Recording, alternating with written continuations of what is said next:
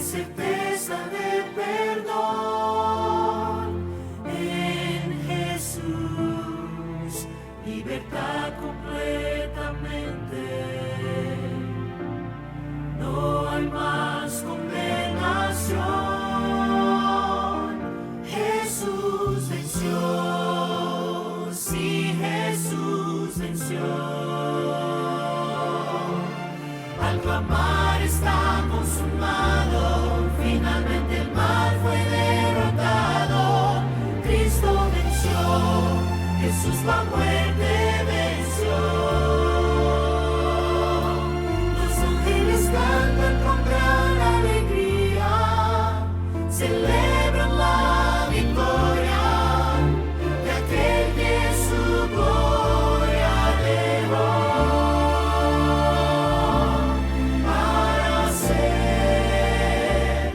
El Salvador.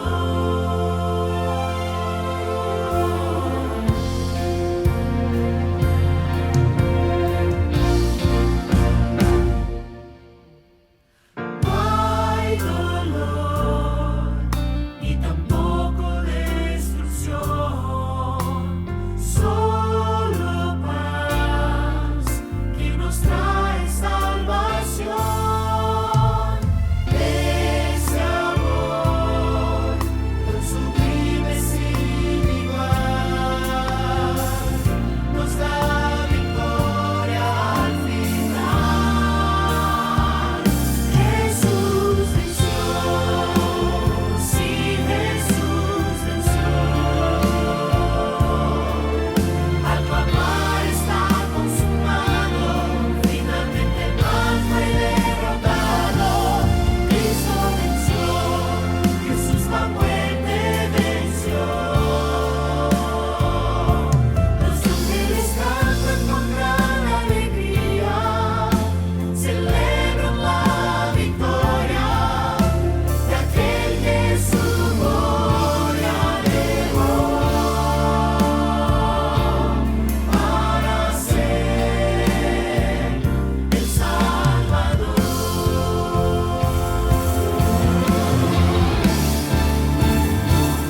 Jesús venció, sí, Jesús venció. Al clamar está consumado, finalmente el mal fue derrotado. Cristo venció, Jesús la muerte venció. Los ángeles cantan con gran alegría, celebran la victoria de aquel que su gloria dejó para ser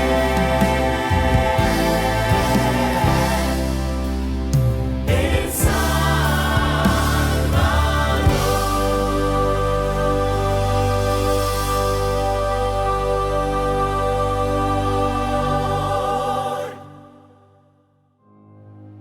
Muy buenas noches a todos los que nos acompañan en esta noche de nuestra Semana Santa. Jesús venció. Para aquellos que estuvieron en la mañana, nuevamente bienvenidos a este programa especial. Y igual los que estuvieron en la mañana ya tuvieron una pequeña introducción de lo que estaremos hablando en esta noche. Y si no han escuchado esa introducción, les invito a que lo vayan a escuchar. Y si no, pues aquí nos pueden acompañar para el tema que tenemos esta noche, que sin duda será de gran bendición para todos. El mensaje de esta noche lleva por título Sombras en el cielo. ¿Qué está mal en el mundo? ¿Por qué las personas son capaces de hacer cosas tan terribles? Si existe tanta tierra para plantar, tecnología y personas para trabajar, ¿por qué hay tanta hambre y pobreza? ¿Por qué las naciones entran en guerra y cometen atrocidades? ¿Por qué existe tanta confusión política y religiosa? ¿Por qué sufren las personas inocentes? ¿Por qué surgen tantas enfermedades? ¿Por qué morimos si nos fue dado el privilegio de la vida? Son muchas preguntas, pero necesitamos responder a una cuestión que tal vez sea aún más compleja. ¿Cómo explicar el mal si existe un Dios todopoderoso? El siguiente razonamiento se le atribuye a Epicuro, un filósofo de la antigüedad. Dios desea impedir el mal, pero ¿no es capaz? Entonces Él no es omnipotente. Él es capaz, pero ¿no desea evitar el mal? Entonces Él es malo. Él es capaz y desea combatir el mal. Entonces, ¿de dónde viene el mal? Eso puede explicarse de una forma más simple. Imagine que tiene un amigo de la infancia que ahora es muy rico, con más de $1,000 millones en la cuenta bancaria, y usted está pasando hambre. Imagina que él va a su casa, ve su situación, dice que es su amigo, y no le da ni 1 kilo de arroz. ¿Qué diría? Pues que está mintiendo, o que a usted no le gusta, ¿verdad? Es eso lo que somos tentados a pensar cuando las luchas y tragedias golpean a nuestra puerta. Un padre puede preguntar, ¿por qué Dios permite que mi hija de 4 años tenga leucemia? Una mujer puede cuestionar de la misma forma, ¿por qué tengo que vivir en una cama y con dolor si ayudé a tantas personas? Un empresario puede lamentarse, ¿por qué sufro jaquecas horribles todos los días? Un niño puede preguntar, ¿por qué nadie impidió que mi perro fuera atropellado? La ola mortal del COVID-19 barrió el mundo y destruyó familias enteras, incluyendo a muchos que intentaban cuidarse, pero terminaron infectados. Una profesional de la salud de una gran ciudad sudamericana perdió 13 parientes cercanos, entre ellos su esposo, padre, madre, hijo y otros. Para las personas así, el problema del mal no es solo una cuestión filosófica, sino un golpe casi insoportable. Si esas preguntas tienen una respuesta, ¿dónde encontrarlas? ¿Quién sería lo bastante confiable o tendría la autoridad para presentar una solución? En una era en que cada uno tiene su verdad, ¿será que existirá una verdad absoluta sobre el tema del mal? El educador George Knight afirma en su libro Philosophy of Education, Filosofía y Educación, página 11, que existen solo 4 fuentes humanas de conocimiento. Número 1, los sentidos. Número 2, la autoridad. Número 3, la razón. Y número 4, la intuición.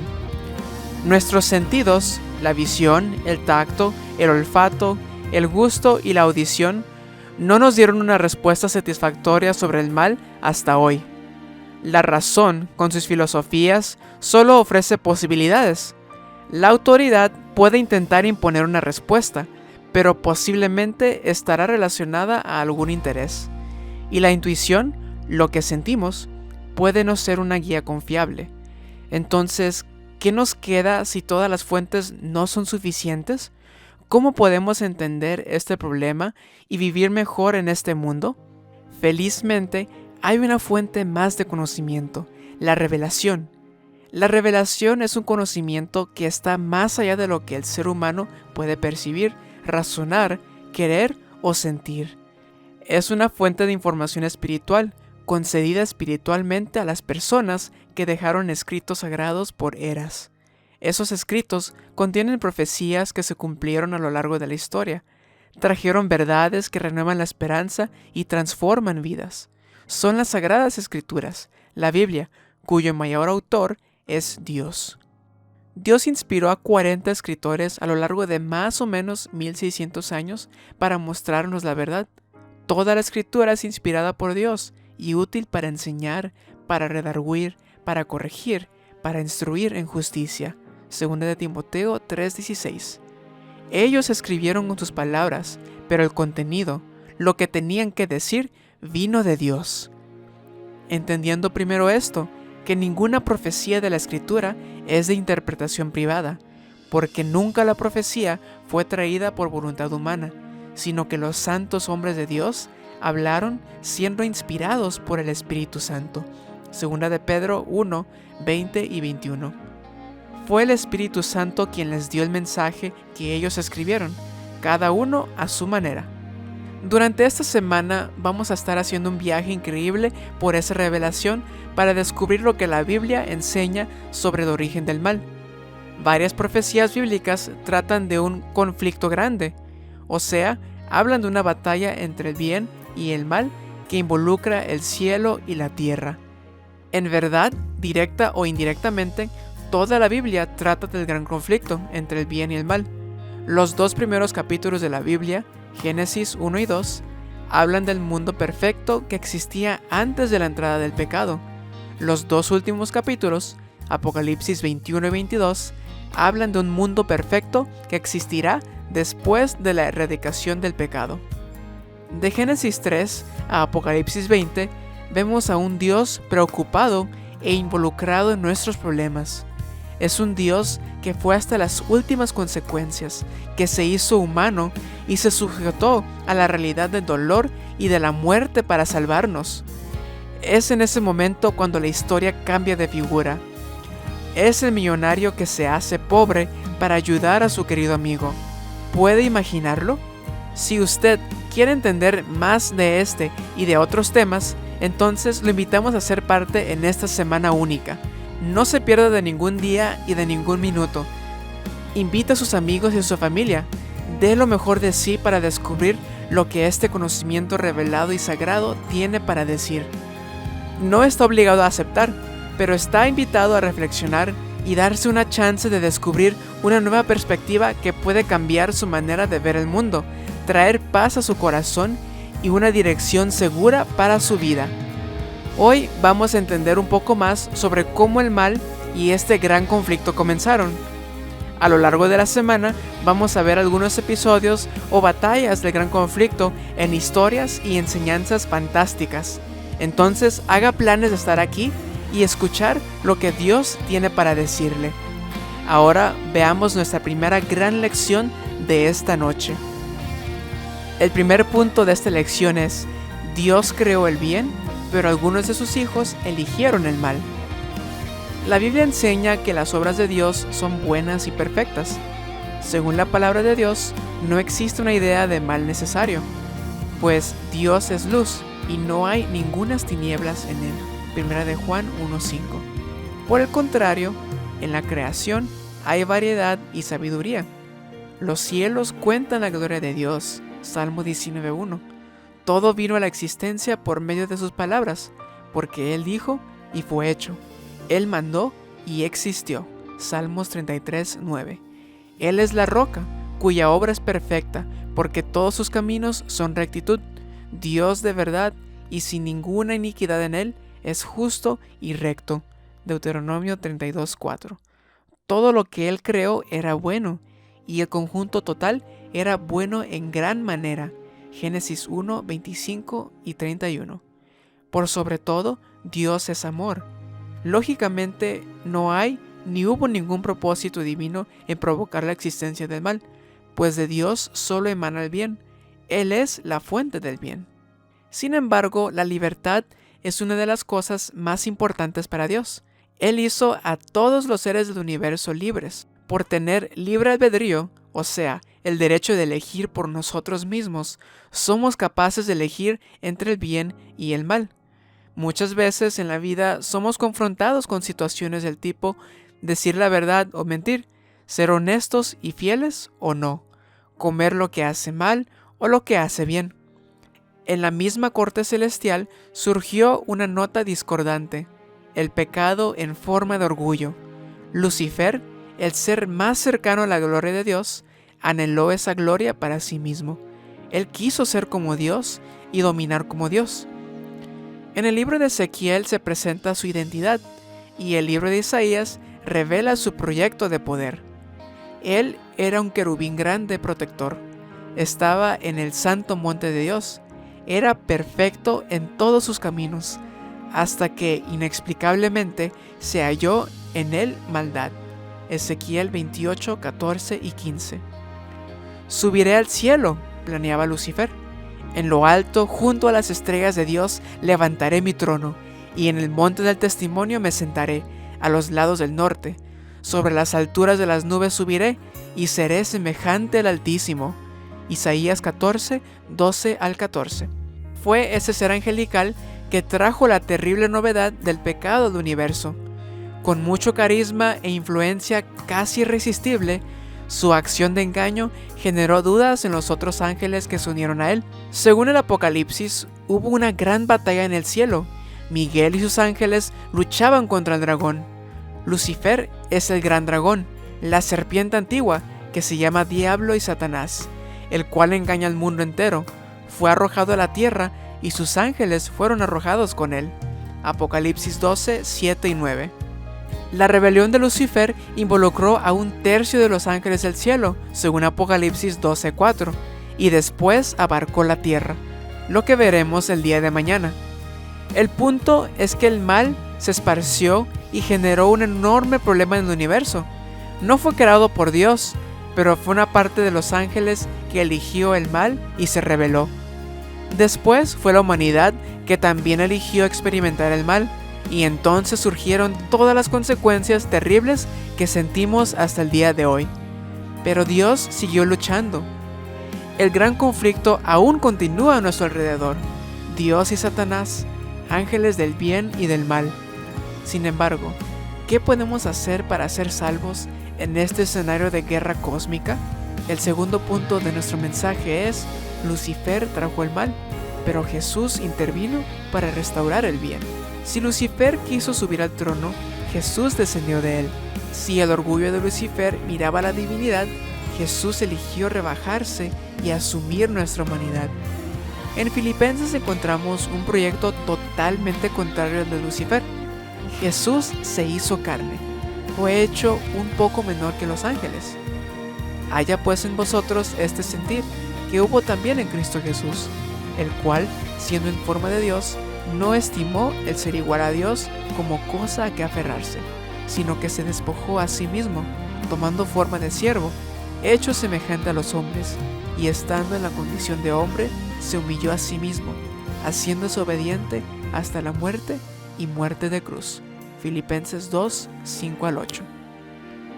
Vea que Jesús descendió una escalera, de Dios a hombre, de hombre a siervo, o mejor dicho, esclavo, según el texto griego. De siervo a condenado a muerte, la peor y más vergonzosa de ellas, la muerte de cruz. Siendo Dios, Jesús se hizo carne, se hizo uno de nosotros, haciéndose Dios con nosotros. Juan 1, 1 al 3 y 14. Como en la historia de Espartaco, él se hizo esclavo para liberar a los esclavos. Si Lucifer tenía un proyecto de poder, Jesús tenía un proyecto de servicio. Él no vino solo para tener una experiencia humana y volverse semejante a nosotros.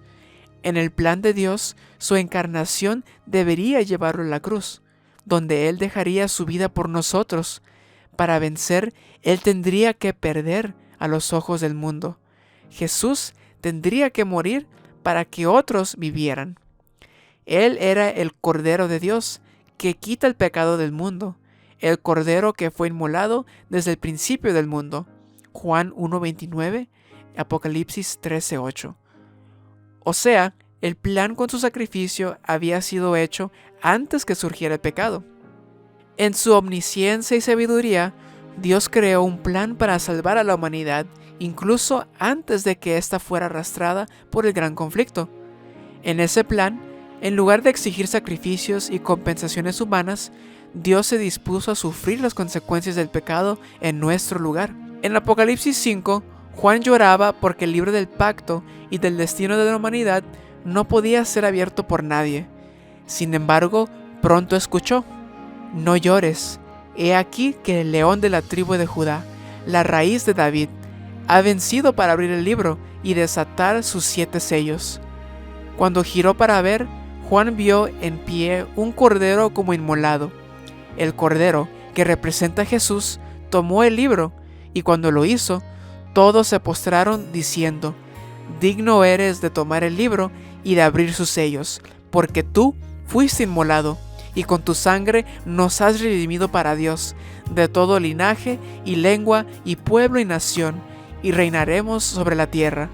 Apocalipsis 5, 5 al 10. A pesar de causar gran estrago y dolor en el cielo y en la tierra, Lucifer perdió y Jesús venció. El pecado surgió en un querubín ungido, pero otro ungido, el Mesías, Cristo, vino para destruir las obras del diablo. Que Dios se involucre con el problema del mal es la respuesta a todas las preguntas. Jesús caminó en un mundo de dolor y muerte. Él vino para curar, enseñar y salvar. El diablo fue lanzado a la tierra mientras que el nombre de Jesús fue exaltado sobre todo nombre. Después de descender la escalera para servir, Jesús fue glorificado por el Padre. Él venció y nosotros vencemos con Él. Él, por la sangre del Cordero, el Hijo del Hombre reina, y por eso nosotros reinamos con Él. Para reinar con Él necesitamos tomar una decisión hoy. Hoy necesitamos elegir. Hoy os he puesto delante la vida y la muerte, la bendición y la maldición.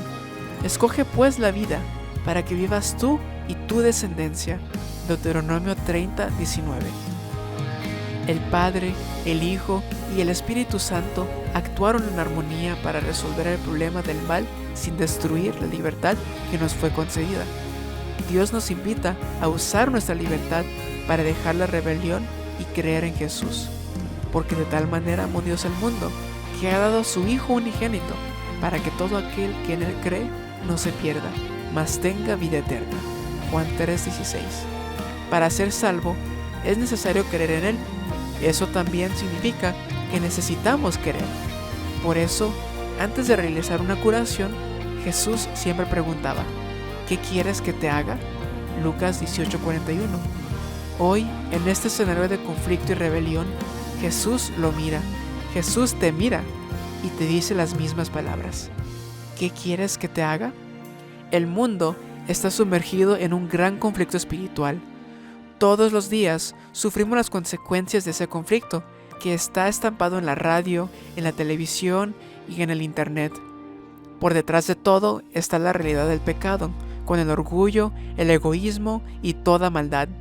Solo Dios puede salvarnos del pecado. Solo Él tiene el remedio para esa enfermedad que infectó a parte de los ángeles y todos los seres humanos. No podemos salvarnos a nosotros mismos. Dependemos de que nos salven. Jesús vino para salvarnos. Desde el Antiguo Testamento, Jesús es el Cordero de Dios, la respuesta divina al problema del mal. Su dolor y su muerte son la respuesta al pecado que está a nuestro alrededor. Como Cordero de Dios, Él vino para enfrentar el mal y dar su vida por nosotros, pagando el precio por nuestros pecados. Necesitamos mirarlo a Él, creer en Él y rendirnos a Él. Solo Él es capaz de revertir todas las tragedias y construir un nuevo mundo de paz. En esta semana entenderemos cómo Él hizo y hará eso. Sin embargo, ahora necesitamos tomar una decisión a su lado, elegir la vida que hay en Jesucristo, pues Él venció por mí y por usted.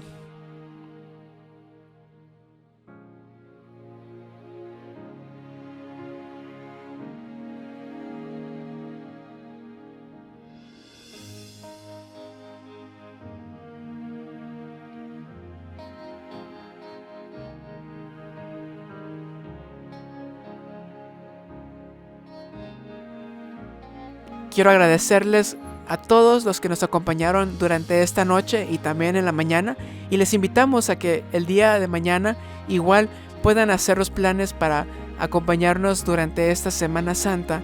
Jesús venció.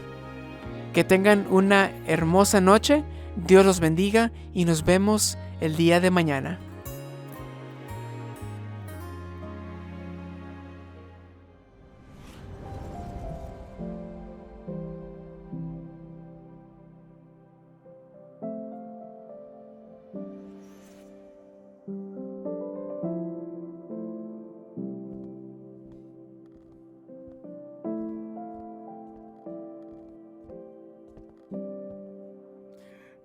Dios para mí en aquel entonces era algo muy bonito en toda su constitución, pero yo no quería ningún compromiso con Él.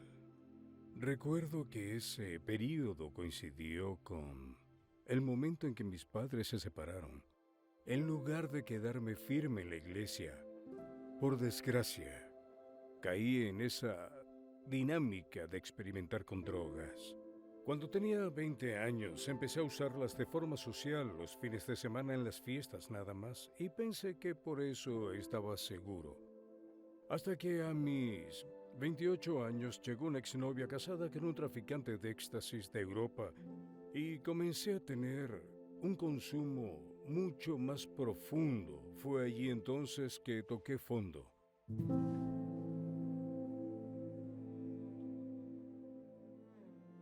Llegué a un punto cuando ya estaba en mi peor momento. Supe que me iba a tratar. Decidí que no le contaría a nadie.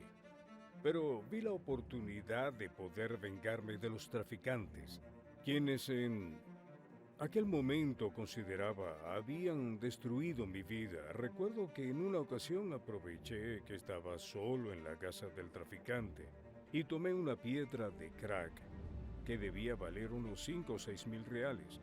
Me la robé y me fui. Estuve consumiendo esa droga por 2 o 3 días. Y cuando desperté ya era hora de irme. Pero me levanté con muchas ansias por consumir droga otra vez. Recuerdo que le pedí dinero a mi padre por primera vez. Quería que me diera lo mínimo para poder dejar la droga. Prometí que viajaría para recibir tratamiento. Un hermano pastor en aquel momento le dijo que no me diera el dinero porque no iba a volver. Yo estaba tan molesto. Recuerdo que me fui al aeropuerto y los dejé allí. Y consumí una cantidad absurda de droga y sentí mucho placer. Luego volví a la casa y mi madre estaba llorando. Recuerdo que la vi a los ojos y mientras me miraba me dijo: tu padre dice que ya no eres su hijo. Tu mujer se fue con tu hija y el médico dice que me estás matando. En ese momento sentí la mayor tristeza de mi vida. Fue como si me hubiese dado cuenta de que había perdido todo. Fue entonces que le dije a mi madre que por favor me comprara un pasaje porque me iba.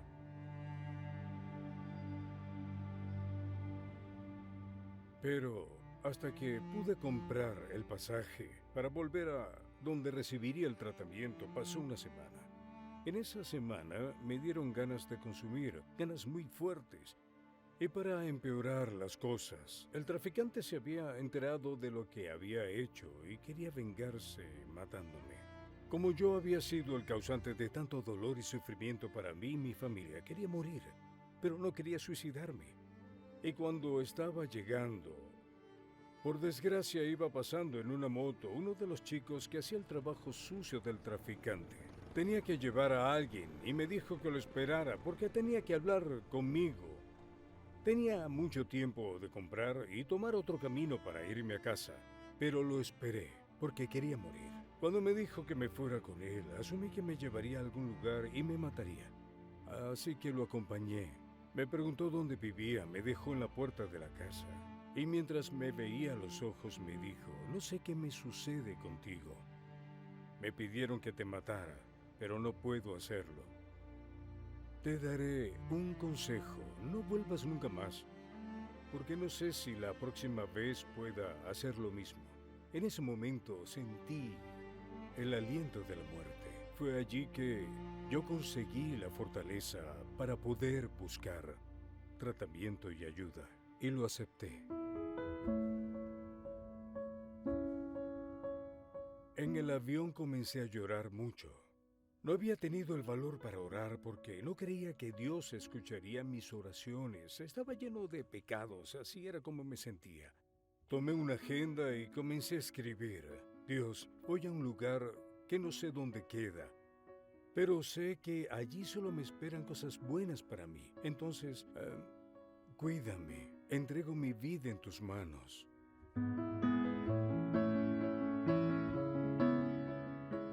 Hoy día me siento junto a un Dios ante el cual me cohíbo, porque no merecía la oportunidad que me dio, la posibilidad de empezar de nuevo.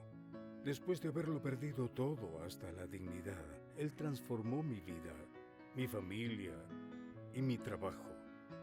El poder de Dios, el amor de Dios y la infinita misericordia de Dios y su infinita bondad en la vida del pecador Es el testimonio de mi historia de superación.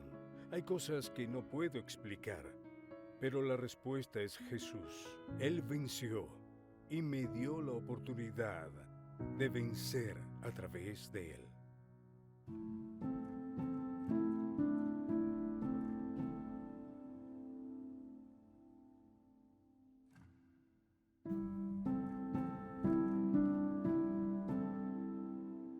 Ah, ¿cómo sería mi historia sin Dios?